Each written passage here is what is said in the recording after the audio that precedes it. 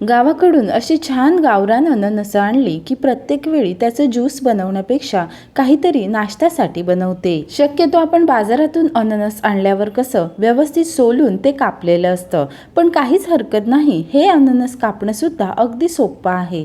तर त्यासाठी शेंडेकडचा आणि देठाकडचा जो भाग असतो तो पूर्णपणे कापायचा।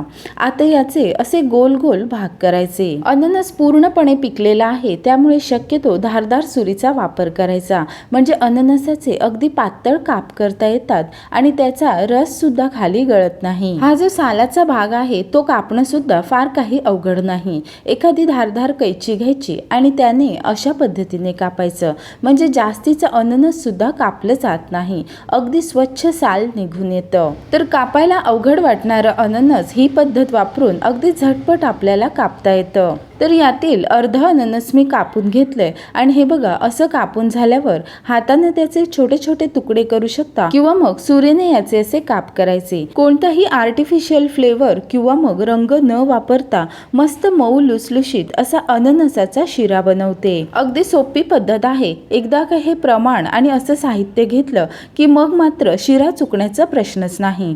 तर त्यासाठी बघा, एक छोटं कप भरून हे अननसाचे तुकडे घेतलेत। फार बारीक कापायची गरज नाही, साधारण असे ओबडधोबड कापले आणि अननसाचा जो मधला कडक भाग असतो तो सुद्धा आपण वापरणार नाही, तर तो असा बाजूला काढायचा। एक लहान कप भरून हे अननसाचे काप घेतले। आता याच कपने सर्व साहित्य मोजून घेणार। एक कप भरून हा मध्यम आकाराचा रवा घेतला। मध्यम किंवा बारीक रवा कोणताही आपण वापरू शकता। अननस छान पिकलेलं आणि गोड असं आहे, त्यामुळे एक कप रव्यासाठी 1 कप साखर एवढी पुरेसी आहे। पण आपल्याला जर जास्त साखर वापरायची असेल तर अजून 2 ते 3 चमचे सुद्धा वापरू शकता। सोबतच या भांड्यामध्ये 1 कप रव्यासाठी 2 कप पाणी घ्यायचं। हे सर्व साहित्य डिस्क्रिप्शन बॉक्स मध्ये दिलेलं आहे। नेहमी शिऱ्यासाठी आपण रवा भाजतो त्याच पद्धतीने रवा अगदी व्यवस्थित फुलेपर्यंत भाजायचा आणि सोबतच गॅसवर एका बाजूला हे पाणी असं गरम करत ठेवायचं। अगदी शॉर्टकट आणि पटकन होणारी प्रोसेस आहे, पण चव मात्र खूप छान येते। तर एका बाजूला हा रवा सुद्धा मी भाजत ठेवलाय।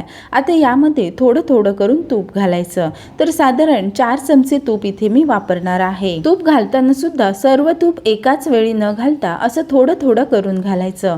रवा बघा छान असा फुलत आला आहे। एवढा रवा भाजण्यासाठी साधारण 4 ते 5 मिनिटे लागतात आणि कमी गॅसवर सतत असा परतत भाजल्यामुळे हा रवा छान असा खरपूस भाजून आलाय। बाजूला ठेवलेलं साखर पाणी अननस सुद्धा छान असं उकळत आलंय आणि विशेष म्हणजे अननसाचा बराचसा अर्क त्या पाण्यामध्ये उतरलाय।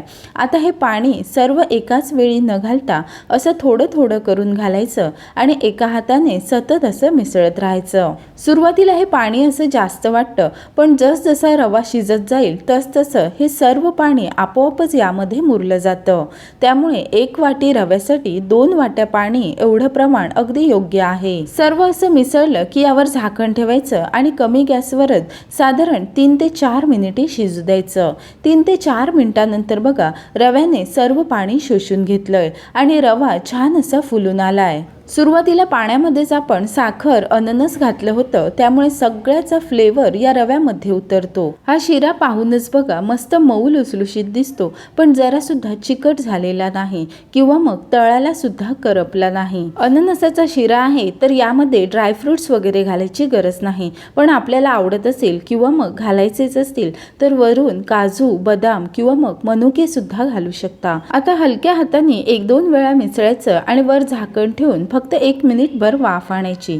तर 1 मिनिटानंतर बघा मस्त असा मोकळा मोकळा अननसाचा शिरा तयार आहे। अननस मिक्सरला वगैरे लावून त्याची प्युरी बनवून घालण्यापेक्षा अशा पद्धतीने अननस शिजवून जरी घातलं तरीही हा शिरा खूप छान लागतो। अननसाचा बराचसा फ्लेवर या शिऱ्यामध्ये उतरतो आणि विशेष म्हणजे शिरा खाताना सुद्धा मध्ये मध्ये हे अननसाचे चंक्स लागतात। अननस कापण्यापासून ते शिरा बनवण्यापर्यंत संपूर्ण व्हिडिओ कसा वाटला मला कमेंट करून कळवा।